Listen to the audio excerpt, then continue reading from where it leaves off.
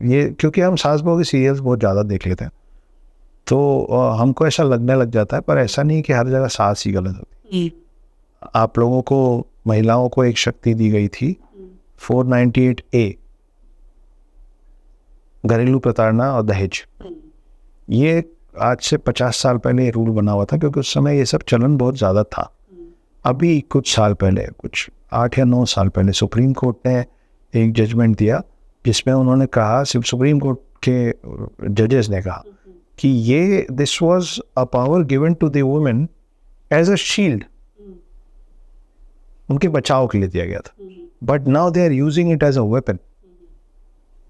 अब उसका इस्तेमाल कर रही है महिलाएं, और फिर नए 12 पॉइंटर्स बने। और ये जजमेंट इसलिए आया क्योंकि लगातार जितने भी ये डिवोर्स के केसेस आ रहे थे, जिसमें जिस तरीके के एलिगेशंस मेन पे और उनके परिवारों पे लग रहे थे, वो कई बार, कई साल लड़ने के बाद ये प्रूव होता था कि महिला झूठ बोल रही थी। क्योंकि ये इतना लचीला है कि अगर आपके ऊपर 498 लगवा दिया जाए तो पहले 3 महीने के लिए आप अंदर जाएंगे, उसके बाद बेल के लिए अप्लाई कर सकते।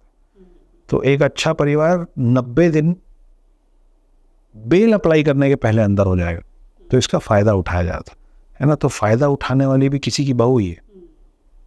तो अब ये नहीं रह गया है कि नहीं सास ही गलत होती। कई ऐसी महिलाएं हैं जो अपना पूरा जीवन बहुत ही मान सम्मान और इज्जत से बिताई, और उसके बाद एक गलत इंसान परिवार का हिस्सा बना। उसका प्रॉब्लम हस्बैंड से था, मैं बोलता हूँ चलो हस्बैंड भी गलत था, लेकिन उसने जब पीसा ना तो पूरे परिवार को पीस दिया, बर्बाद कर दिया पूरे कुनबों को, और बाद में पता चला कि झूठ बोली थी। तो ये एक तरफ एक धारी तलवार नहीं, 2 धारी तलवार है। तो मैं सासों के साइड हूँ। क्योंकि सास भी कभी बहू थी। क्योंकि सास हमेशा बहू थी, उसको मालूम है कि आप क्या सोच रही हैं।